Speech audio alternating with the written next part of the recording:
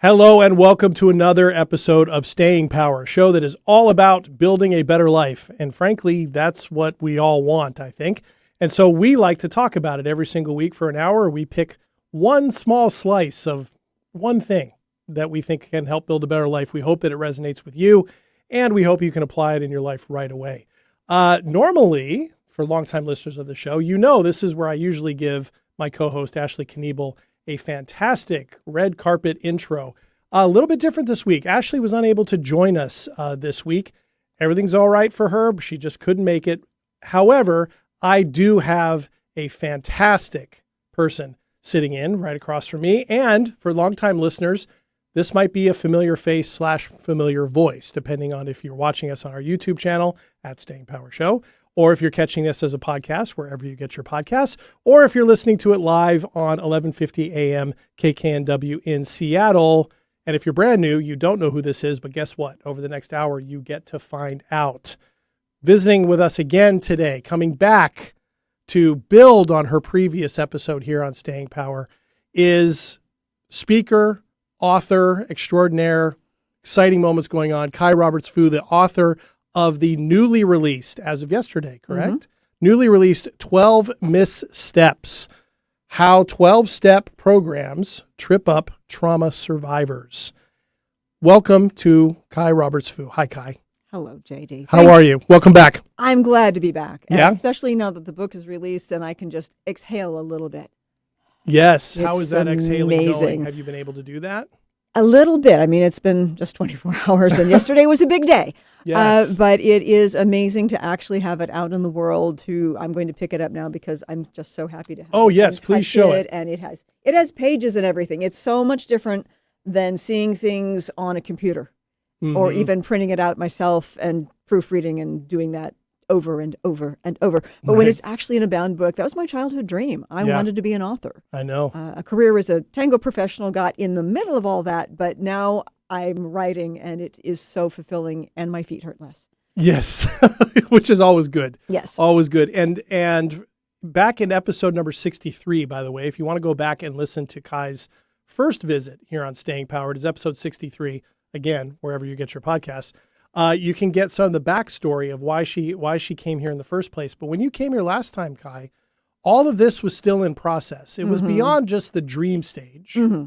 It was definitely in process, but you were developing a talk, right, to talk about this subject, kind of a synopsis, I guess, or a way to introduce the book. The book was in process. Your social media presence, your YouTube presence was all in process. All of that is now in place, correct? Yes. All right. So now we thought it would be a great time to bring you back, in part, great timing, right? The book is launched, but also for people to hear how things have gone over that last year and what's next and why this has, as it's turned out, resonated with a number of people, right? This whole subject has. It definitely has. And I think I'll take a moment now, if it's okay, to talk about what the subject is for the new listeners. Absolutely. So the book is called 12 Missteps, and it is, he knows all this, so for the watching audience, I'm talking to someone, but he knows what I'm doing here. I know, but that's okay. It is for, the book is primarily about the intersectionality of 12-step programs and trauma recovery.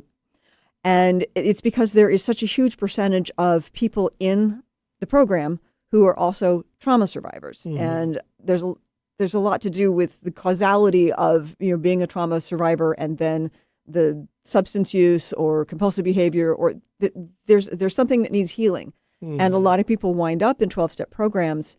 However, there are elements of the program that directly contradict trauma recovery best practices. And a lot of people get there in the various programs I was in. When I first walked in, it was great.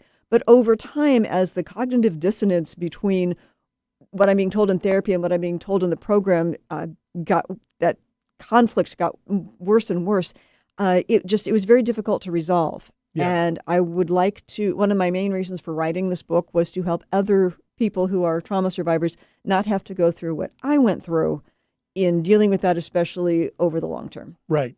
So would you classify this then as a memoir of that experience? It is a memoir. It is a memoir. It is technically nonfiction. It's classified as self-help, although I don't provide any answers. I just make some suggestions and share some ideas. But it is technically a memoir, and that was also an interesting process for my first book. Right. a deep exploration of what I know in your own experience had a lot of difficulties, your own trauma. Mm-hmm. And then that being exacerbated by some of those things you talked about, in the program. And for first-time listeners or viewers, one reason why this resonated so much for me was I was in 12-step programs myself for a very long time. And there was a lot of what you were talking about, what you were bringing forward that gave language to some things I'd wondered about, thought about when I was active in the program. And I found myself, the more I listened and the more I read, I was fortunate enough to get to read, this in advance. Mm-hmm. I went, oh, yeah, there are some things here. And I do think it's important because, so many, is there a percentage that we know of how many people in these programs are trauma survivors? Probably not. We don't know precisely. Right. I was able to come up with sort of a general, knowing how many people in America are trauma survivors and then how many people are in treatment for some kind of substance use. And it was, at the time, I estimated, wild estimate on the low side, about 14 million people who have probably trauma survivors who have found their way into AA, Al-Anon, Gamblers Anonymous, debtors, you fill in the blank 12-step program. Yeah. And so it affects a lot of people. I think I'm severely underestimating, but since I don't have hard numbers, I wanted to, at least aim on the low side. Sure. And it's hard in general because these are anonymous programs, Very right? anonymous, Right. yes. And they don't even advertise, right? It's attraction, not promotion, right? That's what they always say, right? More or less. We More can or talk less. about that. There's definitely Sure. some PR going on. Of course. But there's no, if they don't go on radio shows and advertise, but boy, do they pop up on the internet when you start researching things about addiction. Yeah. And when you start talking about it, and I know that you've had some experience with that so far because you've been talking about this now online and kind of putting yourself out there for this for quite a while now. The book just came out, but your profile on this has been going on for well over a year now, right? Yes, I've started my YouTube channel. Actually, the last podcast was the first thing I posted on that YouTube That's channel. right. It was probably in March. Mm-hmm. And I've been getting, there go the algorithms, a lot of engagement. They're drilling up and down. But Yeah. it has been out there, and I fortunately didn't get too many trolls in the beginning. And then I toughened up as I started to get some comments to the degree that made me want to say, did you talk to your sponsor about that before you posted it? It's like there's such an urge to talk the program talk. Yeah. But I also understand this program is really important to some people. Yes. And they do not want me to say that there might be something in it that doesn't work for everyone. So I get it. But it has been an interesting experience of putting things out there in the world and having the defensiveness come back at me. And at the same time, I've had some wonderful comments and people that said, that's exactly it. And it felt that way for me. And that's what I want to connect with us. I want the people who feel like they're the only ones in the world.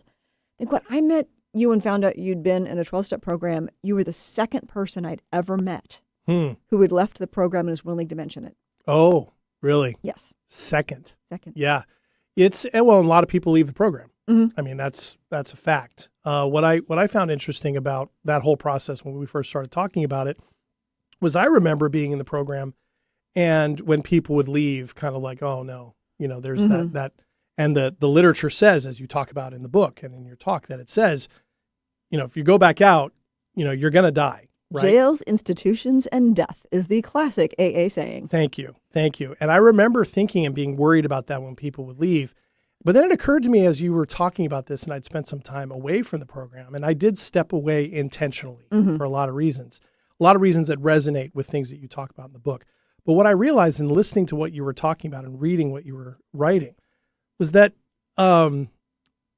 there's a how do you know if you stay in the program and you think everybody who's leaving is just going to go back out and their lives are just going to get worse? Nobody ever follows up with anybody. Oh no. No one follows up with anybody. Like I know I didn't when I was in the program. You just assumed that things were going to get worse for somebody. And in the end, what I love about what you're writing is pointing out that people have agency. And for trauma survivors, it's a reconnection, maybe a first discovery, maybe a strengthening, whatever adjective we want, of their own agency to reclaim power over their lives. Is that fair to say? Absolutely. Okay. That does run counter to some of these things, right? And I think it's important to point out that for people, and you've said this, I've heard you say it, I've seen you write it. You've said to people, look, if the program is working for you, wonderful. Congratulations. That's great. It's better than the alternative, right? Of the addictive spiral. But that's not what you're talking about. You're talking about this. The fact is that it claims, the 12 steps tend to claim that it's universal. This is the way to recover, right? And you can't ever leave. No, you can't. And it might help a little. I wasn't as clear on this on episode 63 that I started in Emotions Anonymous. So I had three main programs. So I started in EA, where you are powerless over your emotions, which honestly we all are, not over our eventual reaction. But anyway, that's a different exploration. Yes. But EA uses the exact same steps as AA. They just swap out emotions for alcohol. Fairly common. Did wind up in AA by rewriting my college years a little bit so that I could look like things were bad enough, because AA had all the best promises and they had all the coolest people, and I needed a place to belong. And so my history is a little different in that I did not walk into AA as someone who was actively drinking or had been for many years. Right. But it still lured me in with what they call their 12 promises. And they, losing your fear of financial insecurity of other people, finding a new freedom and a new happiness. I mean, who doesn't want that? Right. And then I was in Al-Anon, because once you're in AA, then you start dating alcoholics. And each of these programs has the same format, and it's all about being powerless over the thing. That's how it starts. Yeah. The alcohol, the other people, the emotions. And as this exact same time I walked into these rooms over the course of 2 years, I was in the very depth of early trauma recovery. And so I was being told that I needed to find my agency. I needed to become empowered. I needed to trust myself. And AA, Al-Anon, EA is telling me I am powerless over these things. I cannot trust my own thinking. And I should not have agency. I should ask my group, my sponsor, my higher power about every single decision. So it was discouraging the agency. Yeah. And yet at the same time, if I remember correctly, that same, initially therapy was telling you should go to 12 steps. Yes. I mean, she technically said, what harm would it do? Okay. But she was also, she's currently or has been heavily involved in recovery from a professional side for many years, the substance use recovery. And yeah, the phrase, what harm could it do, is what she said to me. And that was actually the exact phrase that inspired this book. This book answers that question. Yeah. Here is the harm that it could do. Yes, yes. And I think that's really the sweet spot of what we're talking about here and what's in the book, is that, look, if you're a trauma survivor, this may not be the best thing for you. And I know that's part of your audience is those people, right, who have experienced that. I think also, is it fair to say that part of your audience is therapists? Definitely. The number of therapists who have heard my talk or heard me talk about the book, and they're like, oh, I never thought about it that way. I did an interview earlier today with a trauma therapist, and she's never been to a meeting. And I have another colleague who is, she's also a clinical psychologist, and she had always, sent people to AA and other 12-step programs and said how much good it had done for some of them. But then after hearing the talk, she's like, yeah, it is directly contradiction. It directly contradicts. Trauma recovery and the steps are in direct contradiction. Yeah. It's nice to have that professional stamp of agreement. Yeah, absolutely. And so I know what you're looking to do, and I think you say this in the book, you're looking to engender conversations and awareness around this fact. Yes. That these things do not intersect well, trauma survivor and trauma recovery, and the way that 12-step programs pitch themselves and say how this is supposed to work. And of course, what kind of conversation are you going to get other than some pretty interesting comments, right? Some people going, I've never thought about it that way. And then other people who, like you said just a few minutes ago, feel maybe somewhat threatened by that, particularly if they're in the program. Right. So, and you've experienced all of that. All of it, yes. All of that. Yeah. How has that been for kind of surfing through all of that? I rather expected the pushback. People who are in the program tend to be very convicted, and I understand, because it was very important in my life at a certain time. Mm-hmm. And if anybody tries to poke holes in that, then it's like someone's trying to poke holes in your survival. Yeah. The therapists, I had hoped that there was more awareness, but I have as an example, a friend who recently got an LMFT, licensed marriage and family therapist, got her degree, and the only textbook they used in their addictions module was the AA Big Book. Oh, wow. They had some online articles and things like that, but the big focus was the 12-step program, Mm-hmm. as if there were no other options out there. And there are, by the way, lots of other options out there, but they're not all that well known because they don't have the marketing power of Hazelden, of Betty Ford Center, of all these big, expensive rehabs promoting the fact that they work in the 12-step model. Yeah. And side note, yes, the meetings are free. The rehab is not. Mm-hmm. John Oliver did a wonderful takedown of rehab centers in a 2018 episode. But there is a profit center around 12-step programs, even though the meetings are free. So there's a reason to promote that they work for everyone, even when they don't. Because if they did, we wouldn't need fancy rehab centers. We could just send people to the 12-step program. That's a good point. Yeah, some of these things kind of fall in on their own logic after a while. Oh, yes. Right. You know, I think that's it. And for me, that's not a big deal. It's not a threatening thing. We're not saying that every single thing about a 12-step program doesn't work, right? For some people, it does. The claim for me that was always problematic was that it was the only way. Yes. That it was the only proven way. That it was too dire for you to consider stepping away and doing something else, because why would you want to go back to the way you were? The presumption being you would go back to the way you were. And I mentioned in our last episode that for me, it started to sound way too much like how I grew up in religious environments. Mm-hmm. It began to feel way too much like that. And that's when I realized I'd kind of hit sort of my last point of diminishing returns. Mm-hmm. You know, even though I got a lot out of meeting people who had similar struggles, people who could, comfort me, right? That I could share secrets with, right? Those things had poisoned me. But in retrospect, I look back and the diminishing returns began rather quickly. And I had to come to terms with the fact, because of our conversations, that's because I'm a trauma survivor. Mm-hmm. That's why. Yes. And I think it's an important thrust that, as you have found out, nobody's talking about until you. Yes. Wow. Well, I have a degree in sociology, so fortunately I got to put it to use. Very good.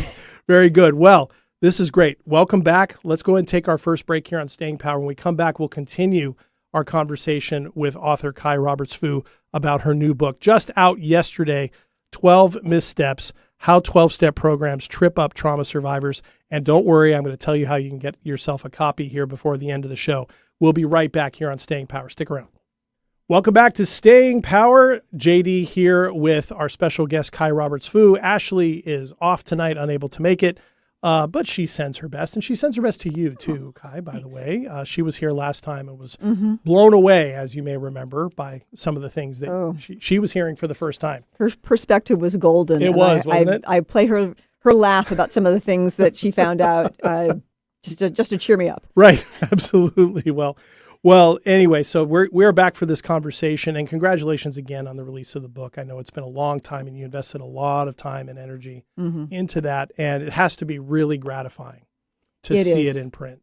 It is. That's amazing. Okay, so before we talk about where people can get it and all of that, which will be coming, let's talk about how the process was in writing it. Mm-hmm. Okay, so when I ask you to tell me about the process, what does that mean, and where do you want to go? I started writing this as far back as 2002, which is when I walked out of the program. Okay. I started taking notes. So it was 2002. The internet was in its infancy. I Googled articles about the program. Did other people think it was not always helpful? Did anyone else think it might be, I'll use that word, a cult? Were there people for whom it was contraindicated? And the answer that I got in the infancy of the internet was yes. Yeah. And I've always been a writer, so I wrote myself some essays that never went anywhere, but it was basically taking notes. And then because of some of the things I went through as a trauma survivor in the program, I continued. I'd been on a downward spiral. And leaving the program didn't cause it to get worse, but the program didn't leave me when I left. And so the situations I had gotten myself into through the 4-step process of looking only at your own part in things and not holding anyone else accountable, I was in a bad relationship. And I stayed in it for many years. And in the process of that, I finally met a wonderful therapist. And that therapist didn't tell me to go back to the program. And we did some serious trauma work. It was the first time I was introduced to EMDR, eye movement desensitization and reprocessing, which really helped me with the memories, which helped me with the trauma and becoming more present in the world, which finally led me to leave the abusive relationship, which is when the real healing began. I turned my brain back on. I started reading things that the program would never have approved of. And just thinking in general was highly frowned upon in the program, thinking for yourself. And all this time, because I'm a writer, I've always journaled. That's part of being in therapy. You got to journal everything. Yep. I've always had a lot of notes. At the same time, one does have to make a living, so I had a full-time job, and I was teaching Argentine tango all this time. And I used to joke that when I retired from dancing at 80, I would write the book. Well, that happened. The retirement happened a little sooner than expected. And in 2020, I started writing the talk. So I had gone to Heroic Public Speaking, and it was this free weekend where you learn really important things about writing a talk. And it was fall of 2019, And boom, in 2020, I had lots of time to write. Yep. And so I wrote the talk, joined a writer's group, and they said, this should be a book. Easy for them to say. Right. And in 2022, I was visiting family in Bloomington, and I finally sat down with how to write a book and some notes, and I started really mapping things out, expanding the talk into a memoir. And for me, one of the really important things was I had done most of the internal work ahead of time. I didn't want to be someone who wrote a memoir and it was therapy for me. Right. Kind of working it out as you wrote. I mean, there was definitely therapy going on. I had a specific coach who was conveniently also a therapist, but her primary role was coaching me through the writing process and helping me make sure I got it done and that perfectionism didn't slow it all down. Right. Although I've never been somebody who could just sit down and write, edit it all later. Like if it sounds terrible on paper, I'm not committing it. I'm backspacing until I can live with it. So there was a lot of that. But by the time it was done 2 years later, which is a 300-page book with a full-time job, that was fairly significant. Yeah. By the time it was done, it was in pretty good shape. I had a developmental editor, and that's somebody who, well, you know this, but for the listening audience, somebody who helps you shape the ideas or put it in order so that other people can understand it. Yeah. And that, took a lot of agony on some parts of trying to figure out how to rearrange it. And I'm also not one of those writers who goes and writes for 1 hour each day. The stuff I was working on was so heavy and so interconnected. I had to take a deep dive. Like I would take weekends at hotels, or my husband would go visit his family for a week and I would have the house to myself and I would just write. I didn't have to be nice to anybody.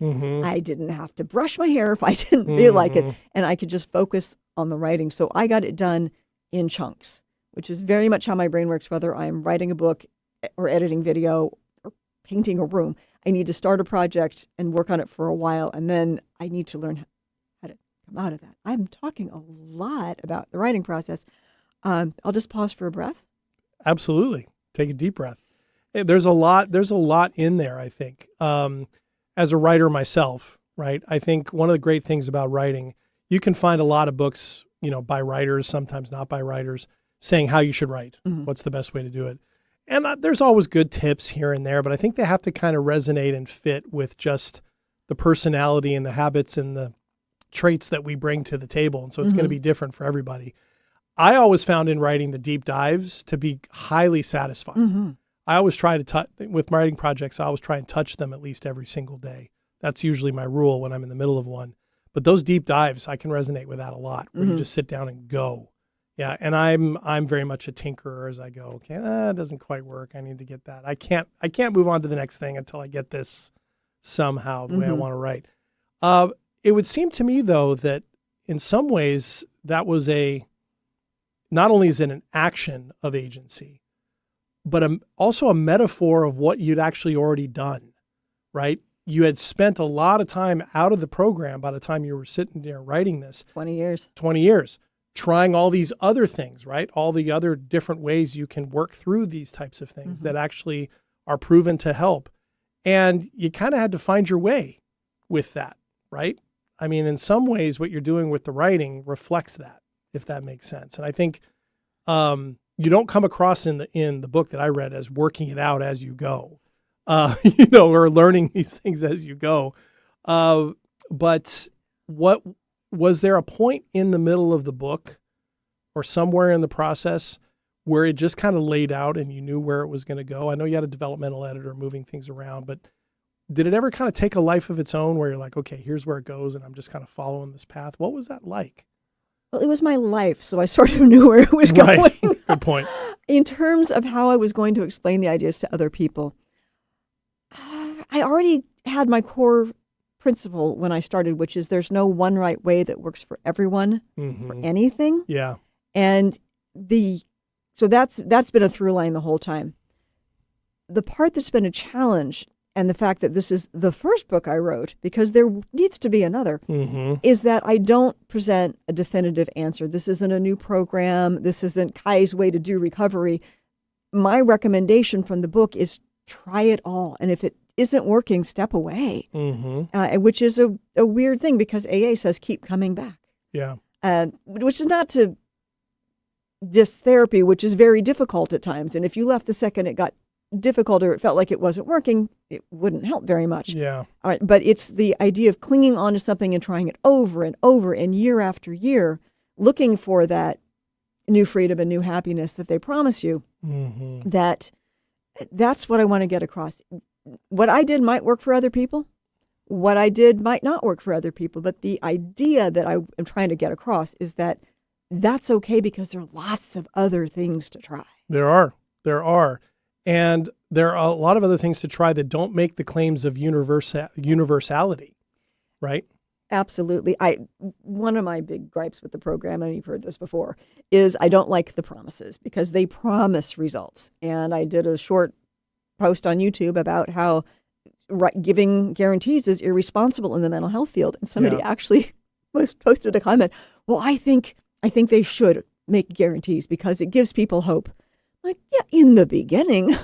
But when the promises don't come true, because as a trauma survivor whose agency is being drained instead of restored, I'm not going to find freedom from fear. I'm not going to find a new happiness because it's telling me to do the opposite of what I need to do. Yeah. So the guarantees actually made me feel much worse about myself. Yeah.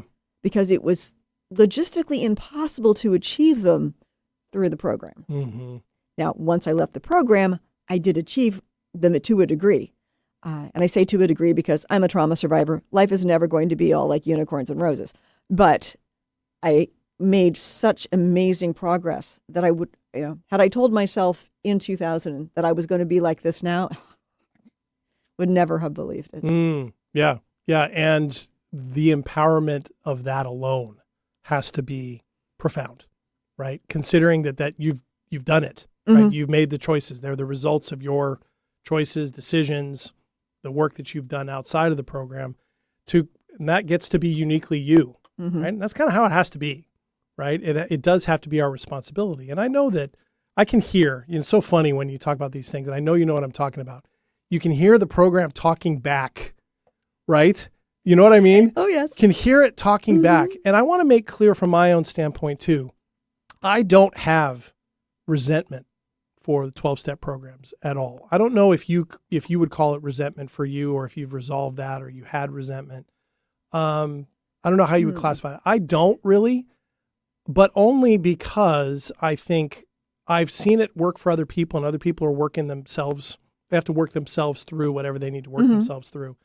But I don't necessarily have resentment for it. What I don't like, and the reason I don't do it anymore, is because at some point I realized I kind of have to make my own decisions, and I kind of have to learn to live with them. And in fact, one of the reasons why I ended up in recovery in the first place, because I wasn't doing that. I was, I was trying to be everything to everyone, and that was part of my problem, right? Codependency in my world was huge. I'd learned how not to do that. But the problem was, is I felt like after a while, I was swapping one area of codependency in my own life and my addictive behavior for another area of codependency. Sitting in a program, trying to shape things around me, telling me what to do that just didn't seem congruent after a while. How, and I know I've seen comments that people have put that. I think there's people who think you resent the program, or they would dismiss it as, oh, this is somebody who's resentful. Oh yeah, she's just mad about something. Right. Well, of course, as we know, resentment is a big taboo to have in the program. Of course. It's a loaded word. It is. I have a certain amount of wrath against those who continue to say that it works for everyone. Yeah. I know that the founders who wrote this in the 1930s, they were men of a certain social class. They were trying to let go of trying to control things so much because they thought that was part of why they drank so much and why they treated people so horribly. But I came in from a very different situation. Good heavens, I didn't have enough self-will or strength to treat anybody very badly. It's certainly not on purpose. I had exactly the opposite things that they were writing the program to cure. So I don't have resentment about the individuals in the program because they meant well and they were drowning just like me. Yeah. I don't like the structure. I don't like the sponsorship model where somebody who cannot make decisions for themselves is allowed to make decisions for their sponsee, who cannot make decisions for themselves but can make decisions for the sponsee below them. It's just turtles all the way down. And it is maddening that this is supported by the media. When you think of all of the movies and the TV shows that have someone in AA, and when you how many therapists just blindly send people to the program because what harm could it do? Right. So to me, resentment is like too little of a word for what I've got going on. I'm taking on an entire paradigm because I think that it is harmful for a large portion of the people who are in it. And that's one of the things I love about it. See, you and I have this in common. You know, when you get in touch with that sense of agency and you feel, you know, that healing that comes and you feel a restoration or a discovery of more agency and ability to make better decisions and healthier decisions that you can stand on, it feels good. And I kind of like stuff that challenges paradigms. I'm not gonna lie. I think paradigms should be challenged. And I've been struck by some of the comments, the negative comments that you've received. My thought has always been, if you really think it's that good, why are you so defensive? Why be defensive about it? And frankly, I think if 12-step programs were able to acknowledge the very thing you're talking about, they might actually prove to be more helpful for some people than others. I think that's part of the challenge. You mentioned that it was originated in the 1930s, right? We don't give a lot of credence to things that were developed all those years ago that haven't been reevaluated and opened and researched and studied and reevaluated and revisited. We just don't do that. And yet, you're right, that does happen with 12-step programs. Like, it's been around a long time. The very standards that we don't uphold for other things, we seem to allow for 12-step programs. You know, it's existed for a long time. It needs some updating, in my opinion. It definitely does. And your comment about the YouTube channel comments actually led me to something, if we have time to chat about, just for today. Oh, yes. So one of the things, I got my first request for a video, and because a woman posted that, can you talk about Al-Anon's just for today's, because they are so harmful. And that led me to do some research. So this is some little written stuff that was originated in 1921 by the Boston Globe. Oh, wow, even earlier. Adopted by Al-Anon in 1955 and not by AA until 1978. And it's very 1920s sounding advice. Okay. So maybe after the break, we can dive into this a little bit. I think that would be good. I think that would be great. Oh, her name was Diane. So Diane, this one's going out to you. Okay, that's awesome. We will do that because I think these would be great examples to illustrate to people maybe some of the things that we're talking about. Because some of these things are very subtle. But once you see them, you can't unsee them. Correct. And that's what I like about it. All right. So when we come back from our second break on Staying Power, we're going to talk about the things that you can't unsee with this when you start to see this with our guest, author Kai Roberts-Fu. We will be back here in just a minute on Staying Power. Stick around. Welcome back to Staying Power. JD here as always. Not as always, our guest Kai Roberts-Fu, author of 12 Missteps, How 12-Step Programs Trip Up Trauma Survivors, a brand new book just out yesterday. And we'll talk a little bit about where you can get it here at the end of this segment, which will be the end of the show. But Kai, you did a really nice tease right at the end of the next segment. So well done on that, right? Thank Keeping you. people coming back. To talk a little bit about the Just for Todays. Yes. And this is for one of your viewers, readers. A YouTube viewer named Diane who requested that I talk about this. One of my actions in the book is to expose people to things inside the program they might not have heard about, whether it's the promises or some of the slogans like "Your best thinking got you here." And this is the Just for Todays that I first encountered through Emotions Anonymous in 1989. Oh, wow. Okay. And this, as I mentioned earlier, was written in 1921. And I'm going to do my best to read it without the reading glasses. Now were these things that get read in meetings? Like Oh, as part yes. of... So we would study these. So when I was at EA in Al-Anon, we would pick one of these to talk about Okay. for a whole hour. And people would share their experience, strength, and hope about these Just for Todays. Okay. So it is worth noting as I start to read these that this was first in Al-Anon, which was primarily for the wives of the men in AA. Okay. And then to note, as I'm reading, look for words like not criticizing, speaking low, and for heaven's sake, dressing becomingly, which is part of the Al-Anon literature. Just for today, I will be happy. This assumes to be true what Abraham Lincoln is rumored to have said, that most folks are as happy as they make up their minds to be. Mm-hmm. So I quibble with this because that's not true if you're a trauma survivor. That's not true if you have manic depression. I remember someone in our family, it was said of them, well, they just want to be depressed. I'm like, no, they don't. Mm-hmm. I tried very hard to make up my mind to be happy when I was in EA. However, rampant trauma and PTSD running through my system got in the way of that. Mm-hmm. Now, some of this is good. Just for today, I will strengthen my mind. I will study. I will learn something useful. I'm skipping ahead. Just for today, I will adjust myself to what is and not try to adjust everything to my own desires. I will not show anyone that my feelings are hurt. They may be hurt, but today I will not show it. Just for today, this is so fun. I will be agreeable. I will look as well as I can, dress becomingly, talk low, act courteously, criticize not one bit, not find fault with anything, and not try to improve or regulate anybody except myself. And it goes on. Yeah, no. Yeah. That's a recipe for winding up in an abusive relationship, which I did, thanks to the program. That's a recipe for lying to yourself and others around you about how you feel. Yeah.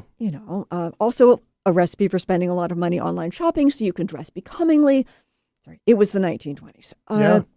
But anyway, I know that your programs didn't use this, so you may have heard some of this for the first time. First time. Reactions, thoughts? It underscores what I think I was trying to say last segment and didn't say very well about how old the program is. And we know so much more now about human psychology, about trauma.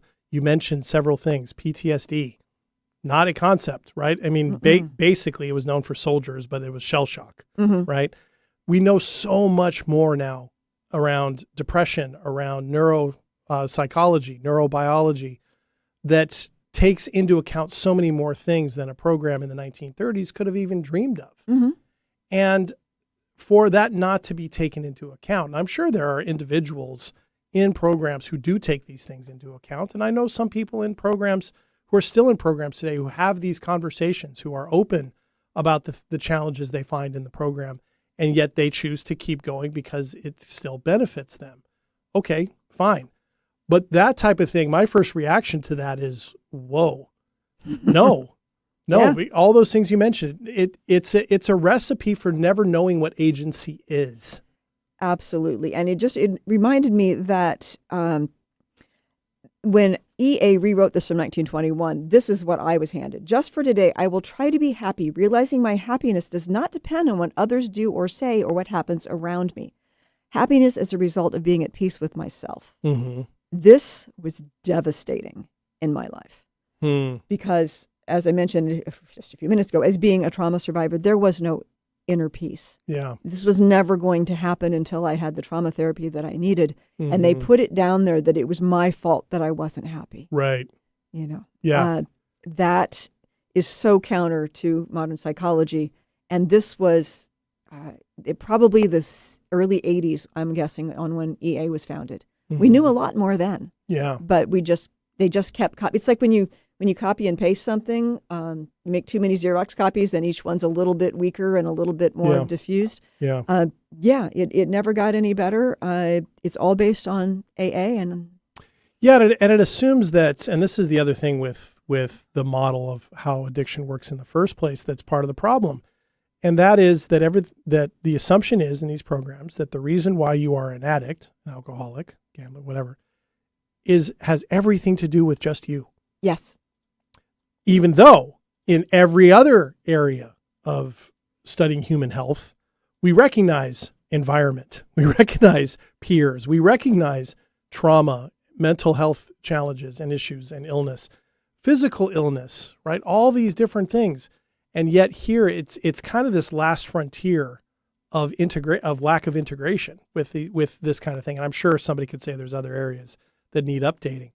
But if you don't know to look for that, this is the other reaction I have to what you just read. Mm-hmm. If you don't know to look for that because you're pointing it out, or Diane pointed this out to you, that could slip right by you, some of this stuff, right? Could slip right by and go, okay, yes, it's about me taking responsibility for myself. Okay, I certainly knew that when I entered recovery, I had things I needed to take responsibility for.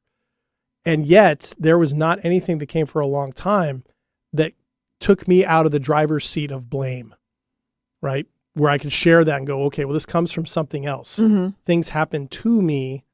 My response was A, B, and C. And over time, this became problematic behavior, right? That was really hard. I felt solely responsible. And no matter what I felt in program, when I felt relief or connection with other people, I could never seem to escape that sense of there is something fundamentally broken in me that cannot be fixed. And that's in the end the thing that I think resonates so much with me with all the work that you're doing and all the things you're talking about is no, you can't just stop there if you really want to heal and really want to grow. You have to be able to say, I can do things on my own. I can heal on my own. I can learn to be my own boss, right? It's not being powerful, right, as opposed to powerless.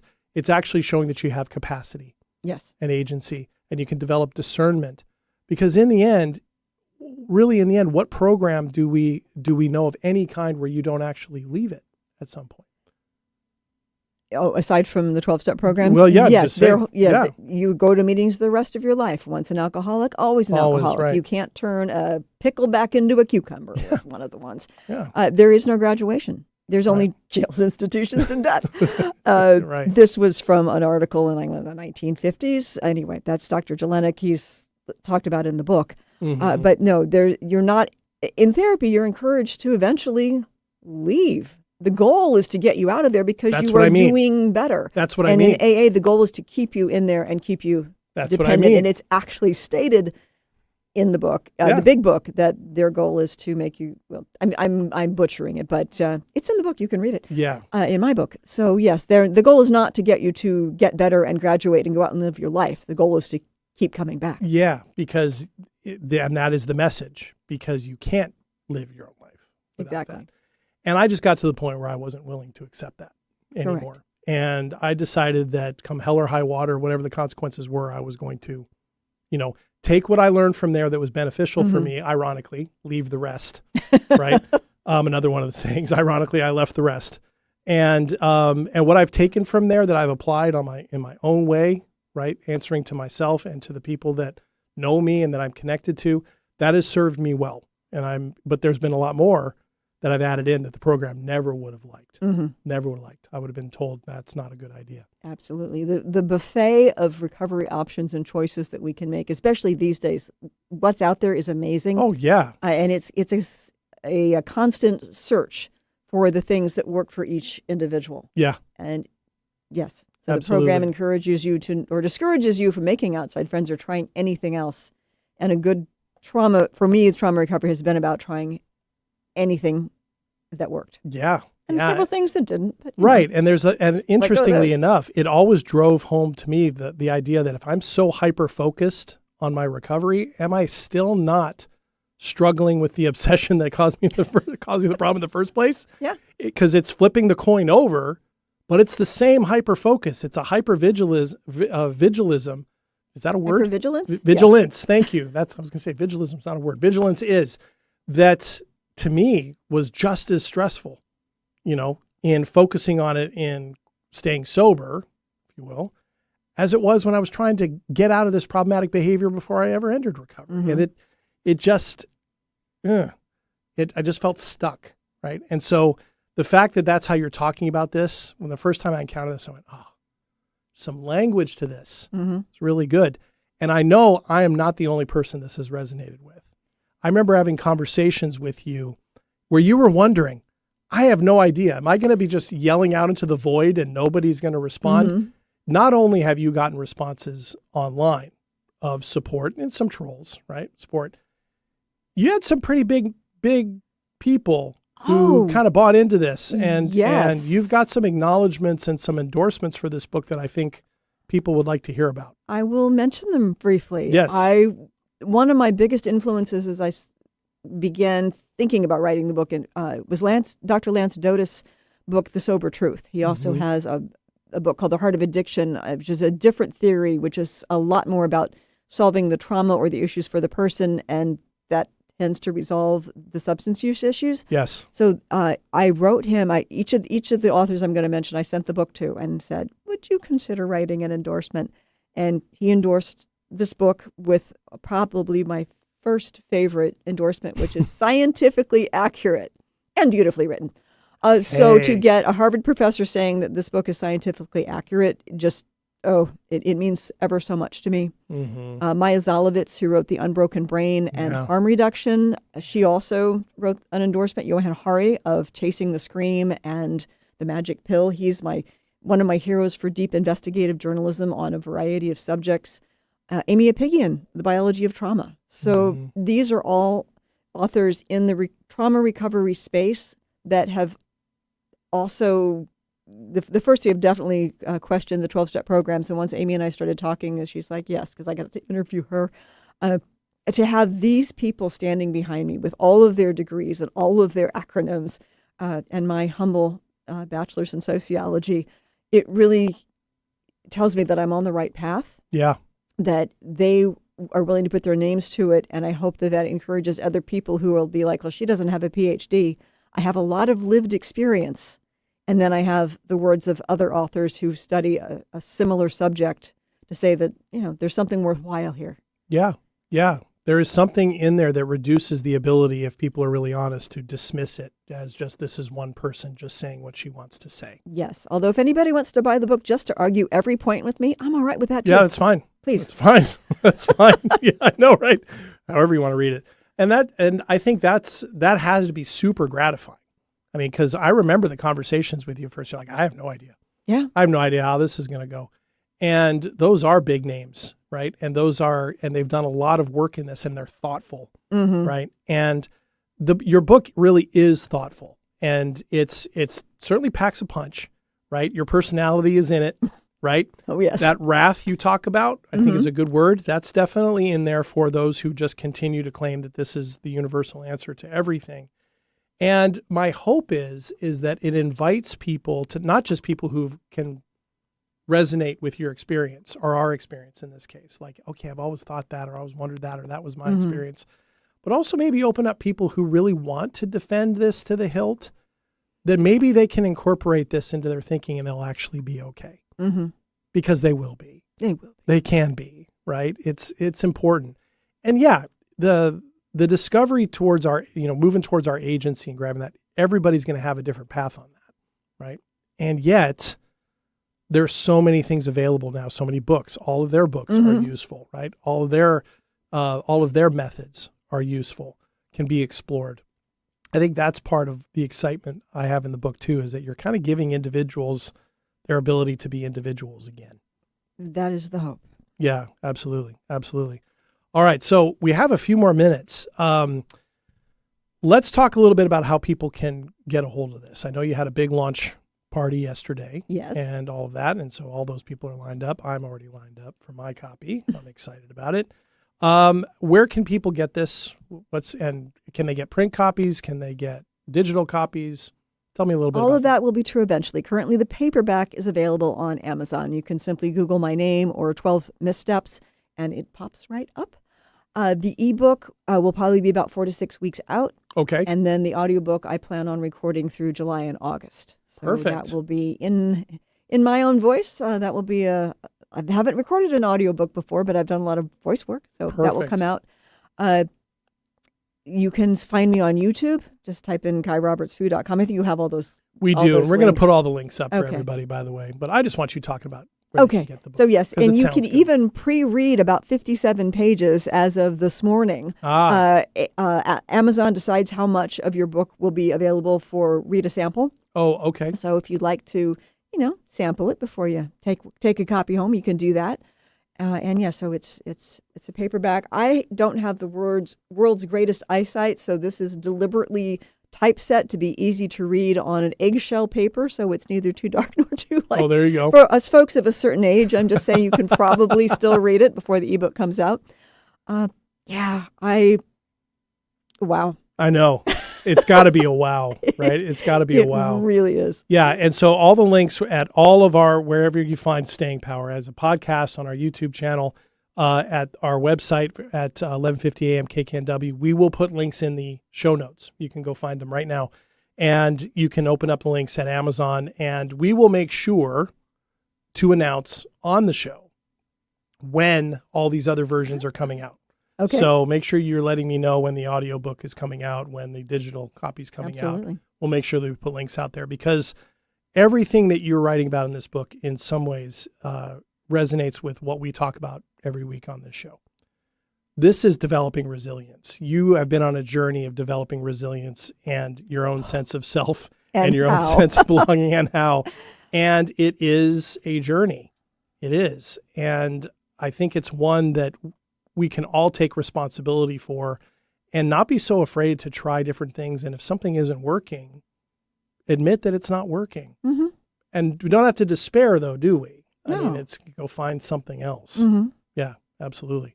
Really quickly, in the time that we have left, any favorite part of the book, any favorite story, any favorite kind of moment? There are two that jump to mind. One is when I actually take people to two different meetings. My very first smoky one in my hometown of Bloomington, and then one of about Indiana, a year. right? Bloomington, Yeah. Indiana. Because back in the day, everybody was smoking through their health-giving program. And then another one where the air was clean, but it was the same program. So if you've never been to a meeting, here's your chance. I try to be as accurate and in the moment as I can be describing it. And then I also talk some about my life in Argentine tango, and there's a chapter where I use tango as a metaphor to kind of summarize everything. So for all you tango dancers out there, everything's a tango metaphor. Mm-hmm. So that's there too, and that's probably the most poetically written part of the book. The rest of it's a lot more conversational. Got it. So those are the ones that stand out to you. Yes. Very good. Very good. Anybody you want to thank publicly? Oh, that was an unexpected question. Mm-hmm. My bonus mom, Vicki Thompson, who has supported my writing since my early 20s when I first met her. All the various people who are subject matter experts, the therapists who are both friends and people who have read and given me feedback for this. It has been peer-reviewed in the sense that many therapists have read it before it's gone out in the world. And I think that's important. All the friends that have supported me and the heroic public speaking community that helped me stand up and say this out loud. Mm-hmm. Mm-hmm. And you, because you've let me talk about it for 2 hours now. Absolutely. It's awesome. We could do 2 more. You say something at the very end of your talk. I don't know if you want to give people there's something at the end you talk about people are not powerless. Yes. I talk about the various ways people can help, that therapists can become more aware, that friends and family can listen attentively. But for the trauma survivors, I remind them that if the program fails them, it's the program that is the failure, not them. Mm-hmm. That they can keep fighting for their own health and happiness every way possible, that they have agency, that I'm going to switch to the second person, that you can influence your own story. Because if you've made it this far, it's clear to me that you are not powerless. Mm-hmm. There we go. We're just going to put a bow on it right there. Kai Roberts-Fu, thank you for joining us on this very special episode of Staying Power. Congratulations once again on the book. Thank you to all of you for listening to this or watching this episode of Staying Power. And remember, you can find the links to buy a copy, peruse a copy of 12 Missteps, Amazon, and you can find all those links in the show notes. And best of luck with everything going forward. I think this is just going to get bigger, better, and broader. So thanks so much to you, Kai. Thank you, all of you, for listening. We'll be back next week. Ashley will be here, and we will look forward to seeing you then. Thanks so much. See you next week.